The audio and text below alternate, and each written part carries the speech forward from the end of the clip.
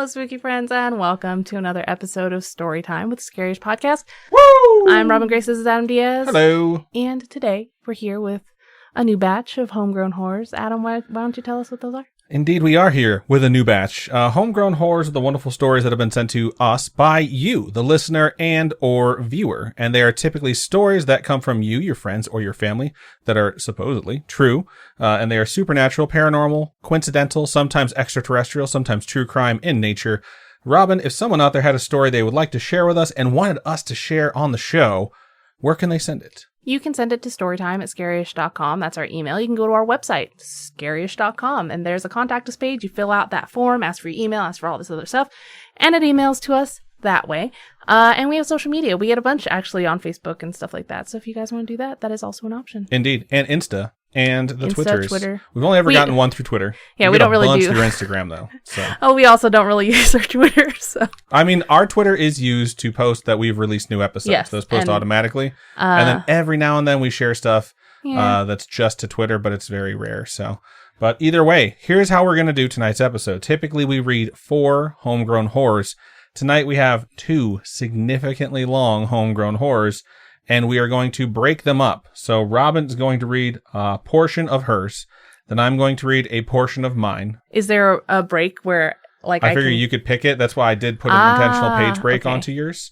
But she's going to read a portion of hers. I'm going to read a portion of mine. Break. Come back. I'll read another portion of mine since they all kind of go together. And then we'll go back to Robin for a portion of hers. And the funniest part is, after we're done with that and the episode's over, there is still more to these 2 emails that we will bring back later in a different episode. Yep. So, good stuff. I think we're going to go ahead and jump into the first part of the first one, so I will shut up. Yes. All right. So, this email here is from Emily, and it is titled The House for Non-Believers. That's probably Adam's house. All right. I'm not a non-believer. I'm just a skeptic. There's a difference. Is there? Yeah. Interesting. I'm a hard believer. It's hard to get me to believe. Do you want to believe? I do want to believe. I have that poster All right there. It is covered by Hamilton and a bunch of dragons, apparently. All right. So the story begins, or the email begins. These won't be long stories, but rather a compilation of stories I have from a house I lived in. I grew up in a small town in Indiana from kindergarten all the way to 5th grade. Most of our stories, I think, are coming from Indiana tonight. Ooh. Because the second one is from my cousin, who I know grew up in Indiana. For a portion of her life, at least. So, okay. All right. So, my grandfather was a landlord and let me, my mom, my brother, and later down the road, my soon-to-be-born sister live in this house. I grew up religious, but my mom never forced us to believe what she believed. She wanted us to think for ourselves and learn about other religions and decide what we believe. While I still don't know whether I believe in ghosts, I do believe in angels and demons. The first story, while it didn't happen at my house, is a good backstory to how I become fascinated with the paranormal. I will title the first story The Grim Reaper. So each of these stories in this email are titled. I think this first half of the episode that I'm going to read for will only include the story for The Grim Reaper, and then I'll do another story. Gotcha. In the second half of the episode, so stick around. All right. So, The Grim Reaper title. Now, all I can think of is that episode of Rick and Morty where it's the Purge planet and he goes to that house where the guy is reading his screenplay and it's like... Oh, yeah. Fade in. Fade in. All right. I was a baby, I believe, or at least still young enough to sleep in a crib. My grandparents on my dad's side have always been a big part of my life, and I still, at the age of 22, try to go up as much as possible. That's so nice of you. It's really hard to see your grandparents, I feel like, when they're not, like, immediately right there. Yeah. I mean, mine is, and I'm a horrible, horrible grandchild. You're over there fairly often, just not as often as you like. One night, I was laid down in my crib. I remember waking up and staring at the posters in my father's room. My grandparents never took them down and still, to this day, are up. That's so cute. These posters are on a large piece of wood that is hung from the ceiling, and on the back, a large train track my grandfather built. One of the pictures always used to scare me. It was a circus, and the tiger had a snarled nose and large teeth. The storage room is also in this bedroom. It's normally filled with Christmas decorations and board games. My grandma always told us not to go in there because things could fall and she didn't want us getting hurt. As I turned over in my crib, someone walked out. Not someone I recognize. This man was tall and completely black, wearing what I can only describe as a cloak with a large hood. This thing walked out of the storage room, out my bedroom door, and down the stairs. This object moved slowly and looked almost transparent. I don't remember being scared or crying. I still sleep in that room today. Wow. If I saw something like that, I'd be like, no, thank you. But if you're a baby and you see that, you don't really register, that that's what you saw. Or a toddler. I guess maybe that's why you didn't get scared or cry, because you're just like, this is weird. All right. And plus, as a kid, you're always learning new things going on around you. So it's just like, well, I guess this is normal. I remember it as if it was yesterday. Being that young, seeing things I couldn't explain, I believe conditioned me to see and experience the things I saw, felt, and heard in my home, such as the lady on the ceiling. And the lady on the ceiling is the next one you're going to tell, correct? Yeah. Yep. Cool. So we'll stick stop around. there. Yeah. Okay, cool. We will stop there for our first one. I will say, in reference to things you remember from when you were a kid, I do not have any memories from when I still slept in a crib. And I'm not sure how long I slept in a crib as a kid. I think my earliest memories that I can recollect at this point are probably I'd say when I was around 4. I'm not sure, I can't really put my finger on the age, to be sure of it. But I think 4 is as far back as my brain is able to go. So sometime in elementary school for me, for sure. Your earliest memory? I don't remember being a baby. I don't remember. There's a significant amount of time between baby and elementary school. I mean, you start elementary school when you're 6. Yeah, 6 kindergarten, I'm pretty sure, is when you're 6. I remember the first. I kind of remember preschool a little tiny bit, flashes of preschool. But I definitely remember when my mom took me to an elementary school and was trying to get the teachers to let me in a year early because I'm in the end of October. They didn't want me in that year. They're like, you're going to have to bring them back next year. But my mom was forcing them to put me into school. So I graduated. Take this kid off my hands. Yeah. So I graduated when I was 17 nice. Instead of 18. Yeah. Because my mom was just like, get her in there. Yeah, I had just turned 18 when I graduated. I turned 18 in May, and then I graduated the first week of June. So I was kind of the same, but you're definitely 5 months further out. So we had some kids in our class that were the same scenario, where their parents fought to get them in early, or they advanced a grade. Yeah. So my mom wanted me to skip 4th grade, and the school would not let them skip me. But you don't remember anything prior to elementary except for some fleeting memories of preschool? Fleeting memories of preschool. I remember a specific Easter when my parents got us Easter baskets when I was really young. I think I remember my dad's job when I was maybe a toddler or something like that. But other than that, I don't really remember doing anything as a toddler. I don't remember vacations other than what I've seen on home videos. Yeah, I remember. I don't remember vacations from that young. I do remember some scary stuff that happened to me. My recurring nightmare that definitely happened over the course of 4, 5, and 6, maybe 5, 6, and 7. Because when I was 7, I had just turned 7 is when we moved to the house I grew up in Valparaiso, Indiana. And the Portage house is the one I remember the most of. But there was a bunch of places we lived before that when I was a baby in 1 and 2. So it's always interesting when folks send in stuff where I remember this from when I was a baby and I was sleeping in a crib.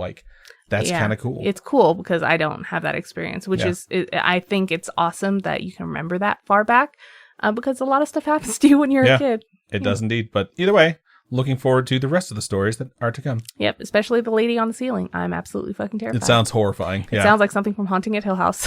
All right, I'm going to get into the first part of the stories I will be reading this evening. This one's subject is stories from you, and it comes from Lexi, and Lexi is my cousin. And it starts out like this. Who is very sweet and sends us Christmas cards and stuff. She is awesome. Birthday cards. I was just like, that's so sweet. She is so nice. Starts out like this. Hello, Adam, Robin, Auntie Linda, Spooky Family, and friends. Everyone else say hello. Hello. I have a few more stories for the podcast. Feel free to split them for better episode listening. Thank you for the recommendation. They're all numbered, so I'm going to do 1, 2, and 3 now, and then we're going to take a break. Take a break. Number 1. My great-grandmother on my father's side died in 1981 when I was 8. At some point after her death, I woke in the middle of the night and she was sitting on the right side of my bed. Well, that's terrifying. We chatted, but I don't know what we spoke of since she was Romanian and spoke very little, if any, English. I believe the conversation was in Romanian, which I do not speak at all. I wasn't scared. I was happy to see her. Actually, I was surprised since she was visiting me at my Oma and Opa's house, and as far as I know, she was never at that house. So I'm pretty sure Oma and Opa is another term for Grandma and Grandpa, just on the other side of the family.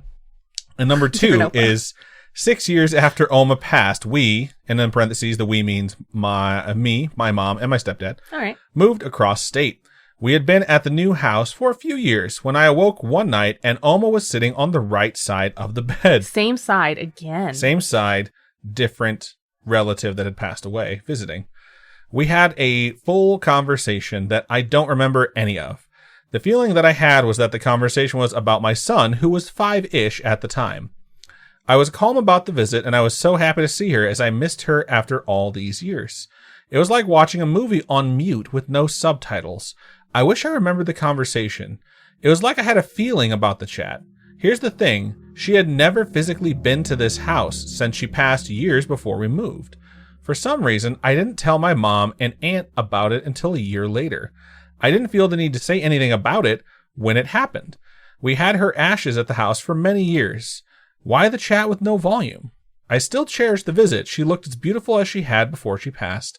I still miss her and hope she is proud of how we all turned out. Number 3. After Oma passed, my aunt, in parentheses, mom's sister, had her ashes at the house for a year or two. My mom, Ramona, gets a call from my aunt, and mom's side sounds odd. After she hung up, I asked what my aunt wanted. Mom relays the story from my aunt. In the dream, my aunt is making a highball for Oma, and she is in physical form. She loved her vodka tonics. Wow. As my aunt is making the drink, Oma says, Ramona makes the drink better. I need to stay with her. Aww. You need to take me to Ramona. Ramona is my cousin's mom. Mom shows up in the dream, and my aunt picks up Oma, carries her over to my mom, and hands Oma to my mom. As she is telling me this, I'm getting my shoes on. My mom asks what I'm doing, and I say, Oma wants to come here. Let's go get her. So we drove to my aunt's house in Valparaiso, and when we walked in, my aunt walked over to my mom and handed her Oma's urn. Oh. My aunt took her to Ramona.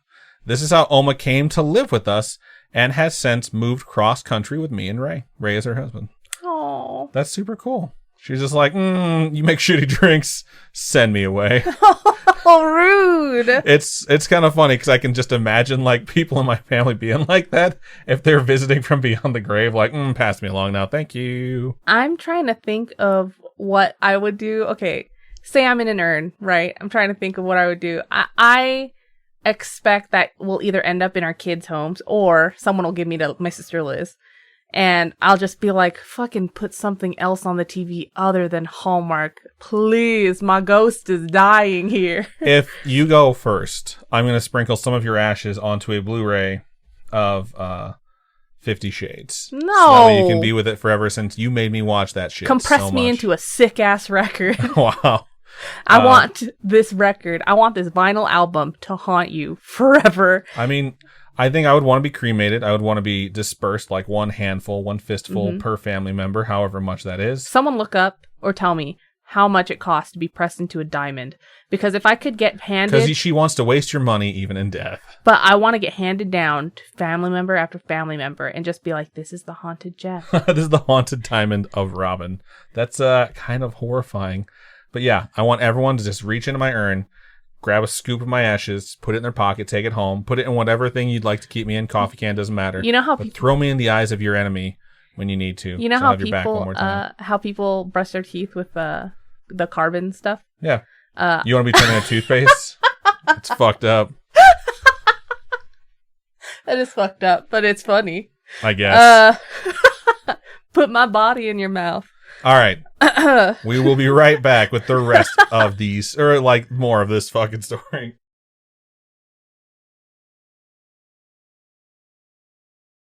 All right. So now that we're back, I'm going to go ahead and move into 4, 5, and 6 on this email. Number 4. Oma had a liking for the afterlife and occult and occasionally practiced more with candle magic and tarot. As a child, I was nosy and always looked through stuff in the basement. I always looked at... This story just has like the makings of things to terrify Robin practicing with candle magic and tarot in a basement. Okay. I always looked at the old photographs that were in a box in the back room.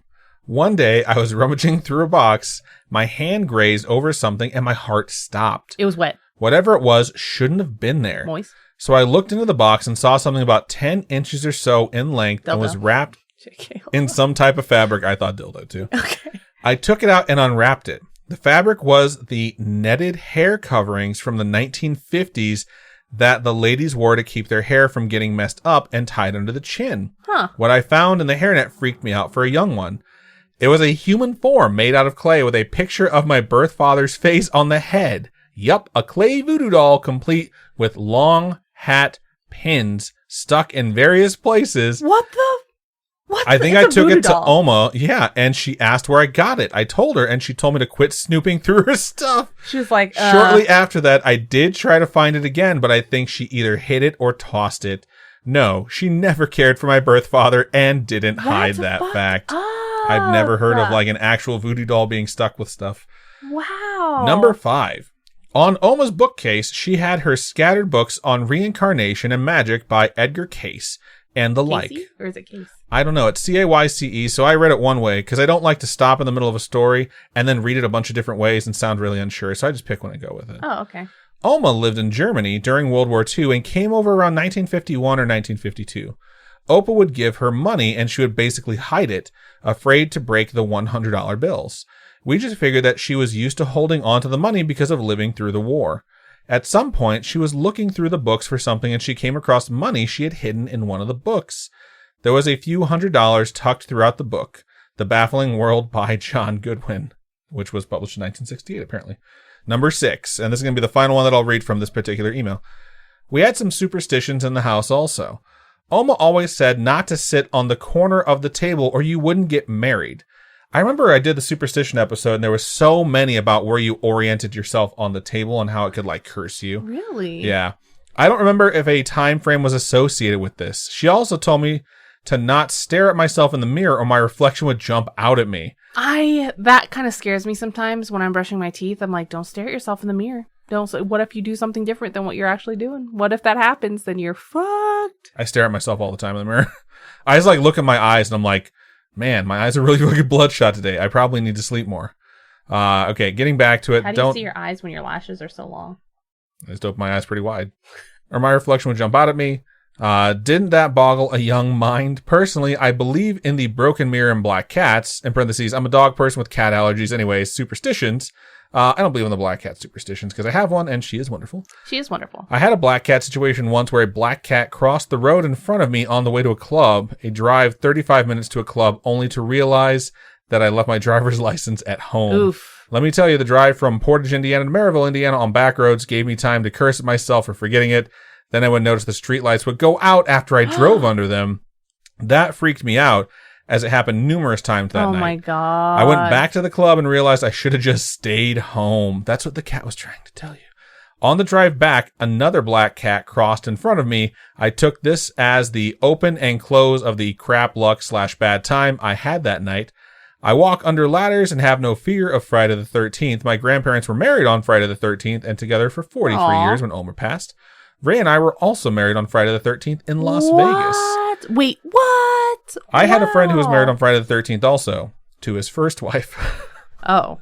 Oof. One of my best friends would go ballistic if I put a hat on the bed or try to put a hat on the bed to mess with her. She would simply say it was bad luck. Interesting. It's really fun to hear the bad luck superstition ones, just to sort of hear like what things people were scared of or are scared of, because there's so many and some of them are like family specific too. So it's really cool to get through and see some of those. I sincerely believe black cats are a warning sign. Like, don't keep going that way. Like, you don't want to go that way. I'm just letting you know right now. So it's like, don't kill the messenger type of thing. Don't blame the messenger.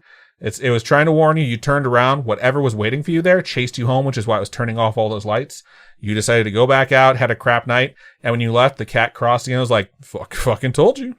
I told you.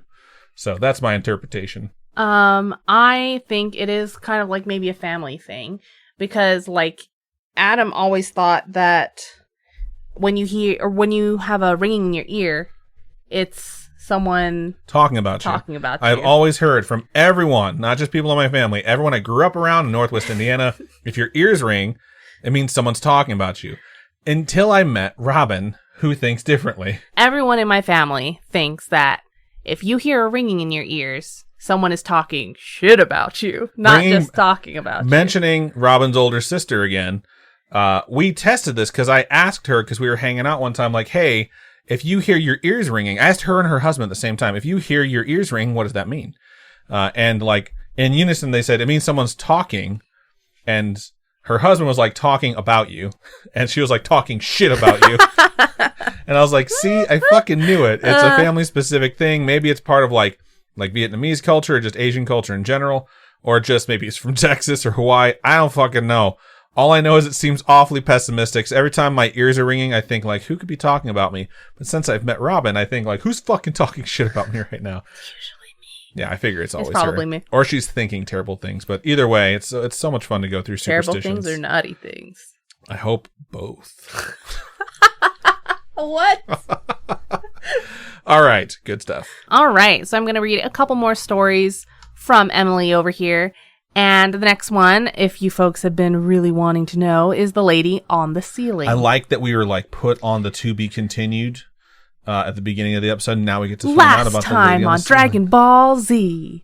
All right, so the lady on the ceiling. My brother and I are 2 years apart in age, and I've always been two peas in a pod. My first experience in this house was not something I saw, but rather felt. I wasn't in kindergarten yet and had a room to myself. Sometimes, when I was scared, I would sense a woman in my room. I never saw her, but always had a picture of her in my mind. She wasn't on the ceiling, but I never pictured her standing on the ground. I knew it was a woman's presence. I felt the woman for 6 years until we eventually moved out. Wow. All right, so it wasn't necessarily a lady on the ceiling. It's less terrifying than I thought it would be. A lady near the ceiling. The floating lady.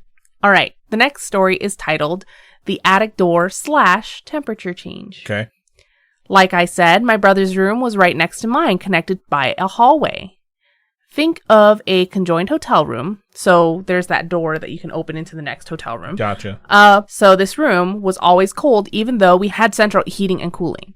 His door was never shut because I found some comfort in being able to see him at night. Until he grew old enough where it's like, nope, I need my me time. All right, so, sorry. His room had an attic attached to it. Luckily, it was not your room.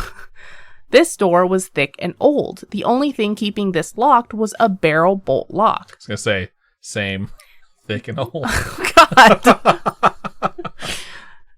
The floor was weak, and we could fall through the ceiling if we were to go in there. At least, that's what my mom said.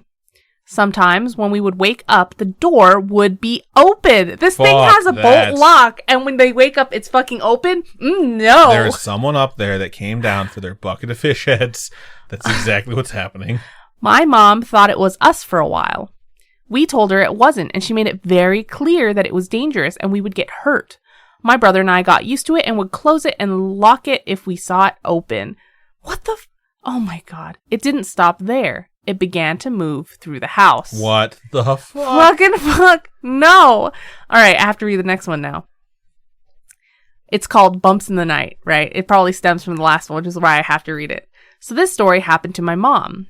We lived in town, so hearing people talking outside wasn't that big of a deal. Everyone knew everyone, and sometimes people would sit on our porch to smoke a cigarette. We always heard people talking. The closer you got to the talking, the farther away it got.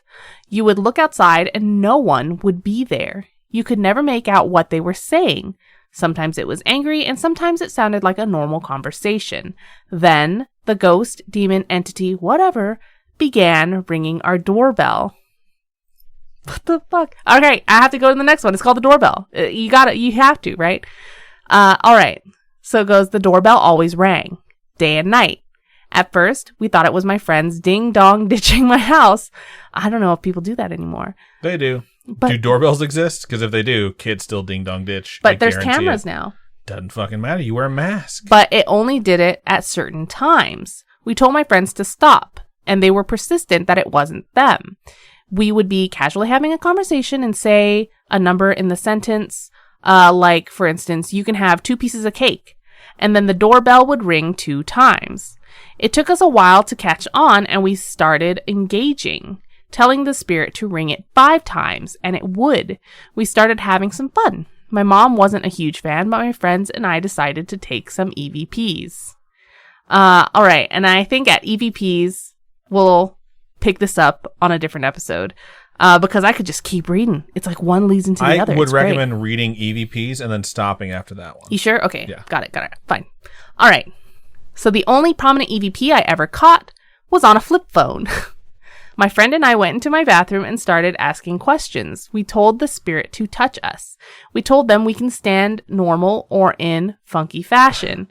In a man's voice, it said really fast, funky fashion. What the fuck? I don't remember being touched, and neither does she, but when we played it back, you could hear it. We showed my mom, and you could tell she believed us, but blew it off. Later that week, I went to my grandma's, the one with the possessed storage room, and little did I know, my mom had the house blessed by her friends who hunted ghosts. They said it should help. Boy, were they wrong. It helped for a little bit, but things got more sinister. To be continued. In Bum, Sinister bum, 2. bum. JK LOL. Thank you so much, Emily, for sending those. We will be reading the others here in a future Storytime episode. Yeah, The Others with Nicole Kidman, a great movie. Thank you is a so good much movie. for sending those in. They're definitely super, super interesting. And like we said, so we're going to take a break from these. So the next time we have Storytime, which will be in 2 weeks, we'll read 4 new stories. And then the next episode after that, so in 4 weeks, we will finish up the saga that is these 2 emails. So either way, Lexi, thank you. Emily, thank you for sending in your stories. We sincerely appreciate it. Before we go into the full-blown outro, I just want to remind everyone, this episode comes out on Friday, the 19th of November, 2021, which means on this day, some things happen. Cowboy Bebop live series came out. Ghostbusters Afterlife came out. At the time this comes out, we'll already have seen it because we're going to a midnight show, which I'm very excited about. But the thing I'm most excited for is the Wheel of Time show launches. Is the midnight show tonight? It's tomorrow Okay. on Thursday. Okay, check out. Okay, so the thing I'm most excited for is the Wheel of Time show that comes out November 19th. And the Wheel of Time is a series that's very near and dear to my heart and a friend of mine named Garrett, his heart as well. We have read these books and reread them over the course of the last 25 or so years. And because of that, because of how invested we are in the fiction, we are creating a new show. And it's a new podcast that you can find anywhere. You can actually find it right now and listen to the prequel episodes. There's 2 of them to set up. And it's called The Wheel of Time Show, about the Wheel of Time show. Twatsa twats! Or Twatsa Twats, if you would like. And we're very, very excited for it. It's just going to be a show where we're going to watch the episodes, and immediately afterwards, we're going to record and just give our thoughts on what we saw. And I'm really, really excited. I love the Wheel of Time. I talk about this stuff with Garrett anyways. There was no way we weren't going to talk about it, so we're basically just using the same microphones we're going to talk through and clicking record. And we decided that we're going to have a Patreon, and it'll be patreon.com/The Wheel of Time Show, about the Wheel of Time show. It's not If it slash fits. Twatsa twats. It won't be /twats. But we will announce the official one on the next episode of the Wheel of Time show, about the Wheel of Time show. Jesus. Or Twats. And most importantly, I feel like it should be / most Twatsa twats. importantly, some of our Patreon content is going to be, we're going to record ourselves while we watch the episode. So almost like a riff tracks, although we won't be riffing on it if we actually like it, which the review from IGN came out, and their TV reviewers are usually really harsh. It used to talk about it on the show sometimes. When the show Heroes was out, they used to just enjoy giving it super low ratings and just picking it apart piece by piece and showing how terrible that show really was in the later seasons. And they gave it a 9 out of 10. It was the editor's choice of the month.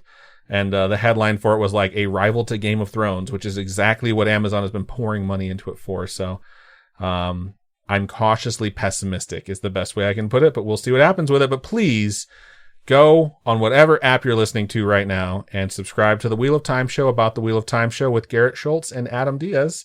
We're very, very excited for it. And we hope to see you over on that show as well. And if Robin likes the show, maybe she'll join us. And most importantly, Captain Fake Eye, notable spooky friend, will also be joining us for some of those episodes as well. We created some Patreon content, which is going to be a D&D 5th Ed campaign set in the world.